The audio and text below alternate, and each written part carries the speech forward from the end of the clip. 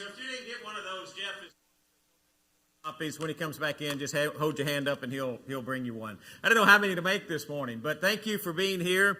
We are doing a series of sermons that are just like one-line statements of Jesus. And this one's kind of a paraphrase because Jesus actually said it's not the well who need the doctor, but a sick. But I couldn't make that into a great title, so I just made it the sick need a doctor. So although it's a paraphrase, it's an okay paraphrase. You don't have to worry about that, all right? I'm not misquoting Scripture. In the summer of 1873, a cholera epidemic struck Nashville. At that time, Nashville had about 25,000 residents. Of those 25,000 residents, about 1,000 died during that epidemic. Almost one of every 25 people died. Many people who were financially able fled the city so that they could try to get away from the epidemic. David Lipscomb lived on a farm about 10 miles outside of Nashville. But instead of staying on his farm, he came to Nashville and he went from house to house trying to help the sick. He didn't just go from house to house trying to help the sick. There were some Catholic nuns who were part of the Sisters of Mercy and the Dominican order, and he would also transport them from place to place in his horse and buggy as they tried to care for the sick. While other people were fleeing, Lipscomb was right in the middle of what was happening. In July 17th of that year, he wrote an article for the Gospel Advocate, and if you ever choose to find it, it would be, it's well worth reading. It's called Cholera and the Christian Religion. But in that, he asked a very pointed, very valid question. What would Jesus have done if he was in Nashville? Would he have fled? Or would Jesus have been trying to help the sick?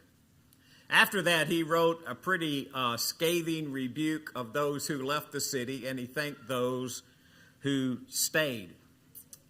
But it really is an important question. What happens when we see someone who is sick? Do we help or do we flee? We know exactly what Jesus would have done in that situation. And we know it from the scripture we're going to look at this morning. It's not necessarily about a sick person. It's about something that's happening in Jesus' ministry. It's Matthew chapter 9. You can find this in Matthew, Mark, and Luke. And this is what the scripture says. As Jesus went on from there, he saw a man named Matthew sitting at a tax collector's booth. "Follow me," he told him. And Matthew got up and followed him. And while Jesus was having dinner at Matthew's house, many tax collectors and sinners came and ate with him and his disciples. And when the Pharisees saw this, they asked his disciples, "Why does your teacher eat with tax collectors and sinners?" And on hearing this, Jesus said, "It is not the healthy who need a doctor, but the sick. But go and learn what this means. I desire mercy, not sacrifice, for I have not come to call the righteous, but sinners." You know, when Mark and Luke record that same instance in the life of Jesus, they have another name for Matthew. They call Matthew Levi. Now, I think that is kind of ironic. And let me explain why I think that a little bit ironic. Levites were from the tribe of Levi. The Levites were the priests. The Levites were the one who took care of the temple, and they offered the sacrifices, and they're seen as very holy men because Levites are priests. They're holy. And here we have this tax collector named Levi, and holy people, who the Levites were, would have despised tax collectors. So, because tax collectors are kind of like, they're the lowest of the low. No self-respecting rabbi would have chosen a tax collector named Levi to be a disciple. But Jesus did. Jesus did. And we read this thousands of years later. And we aren't surprised that Jesus chose Matthew because we know the rest of the story. We know that Jesus came so that everybody could find relationship with God. We know, we kind of see the history of the church. We've read through Acts where we're going to go and evangelize in Jerusalem and Judea and to the ends of the earth. We've read those instances where Gentiles are converted to be Christians. So thousands of years later, we're not surprised that Jesus chose Matthew because we think we kind of understand Jesus' mission. But you know what? We should be surprised. For those in Jesus' day, for Jesus to stop at that tax collector's booth and call Matthew would have absolutely just blown their minds. I mean, they would have been thinking, okay, Jesus, now wait a minute. I mean, you started off with fishermen, right? I mean, and not just, Jesus, they're not just fishermen, they're Galilean fishermen. I mean, that's bad enough. It's bad enough that you're calling Galilean fishermen who are not trained in the Torah to be disciples. But a tax collector? I mean, really, a tax collector? Nobody would have understood that. I imagine Matthew's even surprised. Now, I don't know this for sure, but I think Matthew's probably surprised when Jesus is asking about that. You ever been somewhere and somebody starts to wave and you don't know if they're waving at you or not, or if you're supposed to recognize them? And so, like, maybe you're in the grocery store and you're looking and there's somebody way across the aisle, you know, maybe somewhat on the other side of the store, and you look over there and they throw their hand up and they go like this, and you're like, and you look around to see if they're waving at you. And then you kind of look around and you don't really see anybody else that they're waving at. So then your mind starts spinning. You think, well, am I supposed to know who that person is? And I don't kind of recognize them. I wonder who that's supposed to be. And you're thinking, well, but I don't want to be rude, right? So you kind of halfway start to throw up your hand and wave. And then you notice that somebody over here is really the person they're waving at. And you just feel like a total idiot. I mean, because you don't know. And you're thinking, well, I hope nobody saw that, right? Because you don't want to do that. And I think if Matthew in that booth, I think that's probably how he reacted.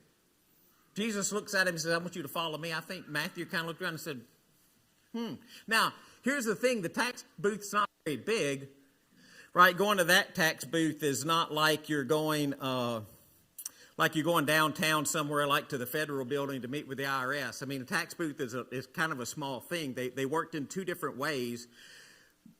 Most of the major roads going into a city would have a tax collector. That's why when Matthew throws his party, there can be many tax collectors. So they would sit at that tax collector booth, and as people were to bring products into the town, they're supposed to tax things that are valuable.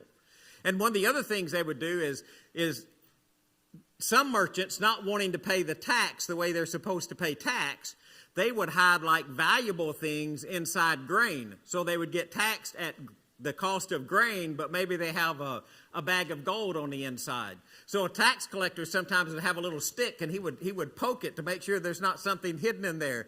Like, none of these are going to know this, but some of you who are older than me, I bet y'all snuck people into the drive-in theater in the trunk. And that's the same kind of thing we're talking about. And so you get that going on, and so you got that tax collector, and everybody despises him because he works for the Romans. The other way you collected tax is there were tax collectors who would just kind of collect the yearly tax. And so they would have kind of a bigger booth. It would be in the city, and maybe that's what Matthew was. I'm not really sure where he was collecting tax, but I do know this. Capernaum is not a very big city. Capernaum in Jesus' day is about 1,500 people. And I would imagine that that's considered Jesus' hometown. You know, he left Nazareth and went to Capernaum to live. And in a town of 1,500 people, And I would imagine they've probably crossed paths. Maybe Matthew has heard Jesus talking before. Maybe he's heard some of his teaching. Maybe he's heard Jesus one of those days that Jesus is in the synagogue, although he would probably have to slip in and sit at the back if he was going to get in the synagogue. Maybe he saw one of Jesus' miracles. Maybe he had just heard reports about what Jesus had done and what Jesus had taught. Maybe they had bumped into each other in the marketplace before, just kind of introduced themselves to each other. I don't have any idea how Matthew knows Jesus. I just know that he recognizes him enough that he leaves everything to follow him. And everybody else would have been surprised, but wouldn't it be great if we could see in people what God sees in people? I mean, people are scratching their head thinking, why in the world would God ever chose Matthew, of all people, a tax collector? What Jesus saw in Matthew was a faithful disciple. He saw a man who would one day write the Gospel of Matthew, and thousands of years later, people would be sitting in an auditorium in Cheatham County, Tennessee, being able to read that word because of what Matthew had written down. Jesus saw a man who would make an impact on believers for thousands and thousands of years, and even if he were to try to explain that to the disciples at the time, they would have never understood it. And I think in Matthew, what we call Matthew chapter 9, as Matthew starts writing this story about Jesus down, what do you think? Don't you think he probably did it with a smile on his face? Just thinking, man, I remember when he stopped and asked me to follow. So Matthew gives a banquet for Jesus. I don't know why he gave a banquet. Maybe he just wanted all of his friends to meet Jesus. Maybe he understands Jesus is going away on a journey, and if Jesus has called him, he's going away on a journey, and he just wants to throw a party, so it's kind of like a going away party so he can see all of his friends. Maybe he's just happy, and he wants to have a party. I mean, have you ever been like that? You're just happy and you decide you want to have a party? Or maybe it's one of those major changes in life, like a graduation or a wedding or something that goes on, and you decide that you're going to have a party. The point is, he's having a party, and there are people there, and the way they're described in the text is they're tax collectors and sinners. Now, here's something that's important. They didn't just wander off the street. They were invited. It's not like, here's Jesus, and he goes over to Matthew's house to eat, and then a bunch of people that they don't want filter into the room. No, they're invited people, it seems like. It's not now. It wouldn't have been unusual for somebody to come in off the street like the Pharisees to kind of see what's going on. But that's not the impression you get here. The impression you get here is Jesus is, it's not like in his association with sinners here or tax collectors, it's not like he's just trying to be nice. It's not like, somebody came in and he didn't really want to talk to them, but he didn't want to be rude, so he'd talk to them anyway. It's not anything like that. I mean, have you had one of those situations, like somebody's talking to you, and it's not that you really want to talk to them, but you don't really want to be rude, so you don't really know what to do, so you talk with them anyway, and that's not what's happening here. Jesus is reclining at the table, talking and associating with people that are considered to be sinners. Now, some translations put sinners in quotation marks like, well, the Pharisees thought they were sinners, but they weren't really sinners. No, these were sinners. You don't have to have the quotation mark. He's eating with tax collectors and sinners who the Pharisees would have despised, and they're questioning him about it, but Jesus is associating with them on purpose. So they come along to the disciples and they say, why does your teacher eat with tax collectors and sinners? Now, I want you to see something that you can't see in your English translation, and I don't want to make too big of a thing out of it, but I want you to see it. In English, word order pretty much determines what we're going to say. In the Greek language, it's not word order as much as it's cases. And I don't want to get into all that, but this is what you need to know from that. If you really want to emphasize something, you put something at the beginning of the sentence, and that's kind of where the emphasis lies. When you look at this sentence, the beginning of the sentence is not, why does your teacher eat? The beginning of the sentence is, with tax collectors and sinners? Why with tax collectors and sinners does the teacher eat? The emphasis is on tax collectors and sinners. What they're concerned about is Jesus has this situation where he's associating with someone that they don't really think he ought to be associating with. Tax collectors are really obnoxious to the Pharisees, not only because they're tax collectors, but because in all their tax collecting, they also have to deal with the Gentiles. And if you deal with the Gentiles, then that makes you unclean. And you don't want to be unclean because the law says you're not supposed to be unclean. And you have all of these laws and regulations, so it just kind of really messes up everything that they want to do. And so here, Jesus he's associated with tax collectors and sinners on purpose, and they don't understand it. They can't figure it out. Why would Jesus be with that group of people if he's really a Jewish rabbi, if he's really a teacher? Because I wouldn't be around those. I'd be around people who are holy or righteous or people who keep the law, not tax collectors and sinners. So then, Jesus is going to reply. And he says, it's not the healthy who need a doctor, but the sick. Now, here's another one of those things that's kind of interesting. Need is the first word in the sentence. The question is about need. Who needs Jesus? Who needs the doctor? You know, I don't know about you, but I don't usually go to the doctor when I'm feeling well. I don't usually get up and say, you know what, I think I felt better today than I have felt in months. I think I'll call the doc to see if I can go see the doctor. I don't call to get a ride in an ambulance to the emergency room when I'm feeling good. I just don't. Now, I do go to the doctor once a year for a checkup. That's in case I am feeling good, but for some reason I'm not supposed to be feeling good.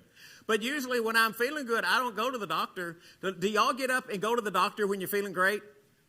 Now, if I wake up with a sniffle or I wake up with a hurt, if I get another kidney stone, I can promise you I'm going to the doctor because I'm going to hurt. I'm going to be in pain. I am going to need some help. And so when Jesus is saying this, look, you don't go when you're healthy, you go when you're sick, when you're having some kind of pain or disease or some kind of unmanageable pain. Well, there's some wordplay in here. The word that we translate sick can also mean whole. We translate it healthy, we translate it well, we translate it whole. There's a lot of different ways you can translate it. But I want you to see the irony of that. Jesus is talking to a group of people who think that, at least in relationship to God, they are whole, they're complete. And Jesus is tongue-in-cheek telling them, "Now you're not really well. You're not whole." The word that we translate sick can also mean bad. But in context here, it means sick. So we're right translating it sick. But there's this like little wordplay going on. It's not the healthy who need a doctor, but the sick. It's not the whole who need a doctor, but those who are bad. And what Jesus is really doing in his own way is just trying to help them point the finger right back at themselves. They're so concerned about the formal observance of the law that they are forgetting to see the need of the people who need God. So that's why he follows it up by saying, I desire mercy, not sacrifice. Go learn what that means. Go learn what it means when God says, I desire mercy, not sacrifice. Now, is Jesus in that saying sacrifice is not important? No, that's not what he's trying to emphasize here. He's not trying to say sacrifice in Jesus' day is unimportant. It is important. I mean, it's God's command. They're supposed to do it, right? Jesus even teaches about that. If you bring your gift to the altar and you remember your brother has something against you, you're supposed to leave your gift at the altar, go be reconciled with your brother, and then come back and offer the gift. Is Jesus telling you not to offer sacrifices? No, but he's also telling you to do it in a way that you have reconciled with your brother, that they don't have something against you. The principle here is that the Pharisees are so preoccupied with ritual purity that it's overridden the concern that they should have for those people who have a need. They're so concerned about following the rules that they've forgotten why the rules exist in the first place. When David Lipscomb went into Nashville to care for those who had cholera, it didn't matter if they were white, black, rich, poor, and it didn't matter which religion they were. It only mattered that they had a need. And what the Pharisees were missing, what sinners are Christ's mission. That's why he came in the flesh. That is why he was on the earth. That is why he was doing his ministry. The sinners were his mission. It wasn't ritual purity. It was sinners. So how are we supposed to process all of this? What are we supposed to do with it? Number one, you recognize you need a doctor. Okay, when he says that there's somebody sick, you're the somebody who's sick. Now, in Jesus, you might have been healed. You might be cured now, okay? But at one time you were sick because we were all sick. We all need a doctor. There's this guy that I met years ago. His name's Jimmy Brasher. That's what Jimmy looks like. That's what he looks like now. It's not what he looked like when I met him. And he wrote this song. I don't know if he wrote it or just sang it. It was a song, Doctor, Doctor. But I like the lines of it. If you need to look that up, I put that up there so you can find it. You can find it on Apple Music, YouTube. There's a lot of places you can find it. But here's a line of part of the song. Doctor, doctor, can I have a talk with you? Doctor, doctor, can I have a talk? I would sing it, but it won't sound so good. Can I have a talk with you? I need a great physician. I've got a soul condition, right? That's what I want you to understand. You have a soul condition, and you need a great physician, and that's what Jesus is doing, and that's what he's doing when he's eating with tax collectors and sinners. So the first thing is you go do what Jesus did. Your mission is to reach those who need Jesus. Your mission is the tax collectors and the sinners. Your mission is everyone who needs to find a relationship with God. That's people in the church, out of the church, that all kind of people, right? That's us, that's other people. And that's not like it's a different category of people. That is us. You know, when we understand that we're the tax collector sinner group, then we can really start understanding what Jesus does for us and what we need to do for others. We are the tax collectors and the sinners. So how do we do that?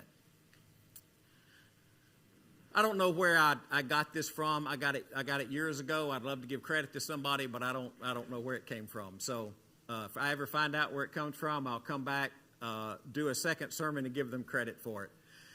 It was an older writing. It was from the 1800s sometime. I did write in my notes, hey, this is from an ancient source. But he was talking about this particular verse, and I thought he had some interesting things to say. The physical man enters the company of sinners for gratification. You know what that means?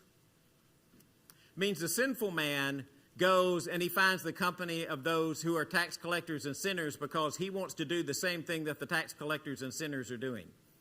He goes into the company of sinners not because he wants to try to rescue them. He goes into their company because he wants to be like them. He goes into their company to do whatever it is that they're doing, whatever it is that they're a part of, whatever kind of sin that they're engaging in. He wants or she wants to be a part of that, so they enter that company so they can be there to be a part of that.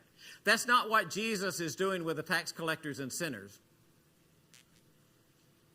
The spiritual man enters the company of sinners to do them good. To do them good. He goes into the company of sinners so that he can do something great for them, that he can introduce them to something that's better. Now, does a spiritual man have to do that cautiously? Yes. Yeah, he has to do that cautiously. Might he need to do it in groups? Possibly. There's a reason that Jesus sends them out 2 by 2, right? So maybe if you're going to be tempted too much, maybe you don't need to go down that path by yourself, but you still realize there are people there who need the message of Jesus. One of my greatest, there's a friend of mine, his name was David, and the church that David went to, they baked pies on Sunday night, and they would take the pies, and then they would take the pie out to somebody and give them a pie. Maybe it was somebody who was sick. Maybe it was somebody who was a shut-in, but somebody that they kind of knew, somebody connected to the church, and they needed a pie, so they would take a pie to them on Sunday night. They'd get together, bake pies, take pies to people. Pretty cool little ministry, right?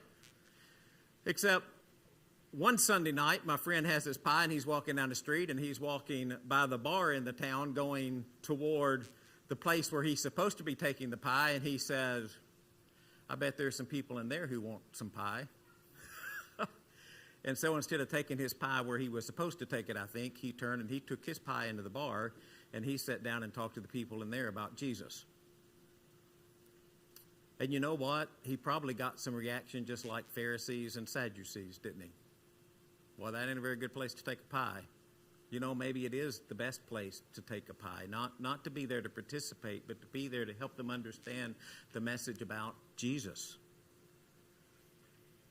Self-righteous shuns the sinner from contempt. You know what that means? It's like what the Pharisees were doing with the tax collectors and sinners. They just don't want to be around those kind of people. You know, they're just not like me. I don't want to be associated with them. I don't like who they are. I'm going to stay away. Boy, we get the same challenge in our world, don't we? What do Christians do? Do we insulate ourselves from the rest of the world so that the rest of the world won't influence us, or do we go out into the rest of the world and influence the rest of the world? Why didn't Jesus' disciples just stay locked in the upper room? You know, at First of Acts, they're in the upper room because they're afraid. Y'all remember that? Why didn't they just stay there? Why didn't they just stay in the upper room? Because that's not the mission of Jesus. The mission of Jesus was Jerusalem, Samaria, and the ends of the earth. They can't stay in the upper room. They can't insulate themselves. We can't insulate ourselves like the Pharisees. You know, the word that we get the word Pharisee from, the core word most likely, not 100%, but most likely came from a word that meant to separate. They separated themselves from everybody else. No, we are separate because we're God's people, but we don't shun other people. And some worldly man shuns sinners because of reputation. I don't want to be seen with anybody like that. I don't want to be seen like in those kind of companies. I'm afraid it'll hurt my reputation, or what my business partners think about me, or what so-and-so thinks about me, or what this other person thinks about me. And in all of that, Jesus comes along, and what he wants us to understand is sinners are our mission. Just like Lipscomb asked, what would Jesus do had he been in Nashville during the cholera outbreak? What would Jesus do if he were in our world right now, in our community? Would he be trying to insulate himself? Or would he be going out and trying to teach people how much they need relationship with God? Sometimes I'm afraid that when you read me into the story, that sometimes I'm afraid you would read me in the Pharisee category. I really don't know why you're with that group. Man, why don't we just have the heart of Jesus and go out and reach people who need to be reached? Why don't we share the greatest message that can ever be shared? Why don't we be the kind of people that others might say, why are you eating with tax collectors and sinners? Because that's exactly where we're supposed to be. Or maybe you have never had that relationship with God. Maybe you've never found the forgiveness and the peace that comes through relationship of God through Jesus. Maybe that's what you're searching for. I don't know if you have a need. Maybe you just want to pray with somebody. But if you have a need, we're going to ask you to do that while we stand and sing.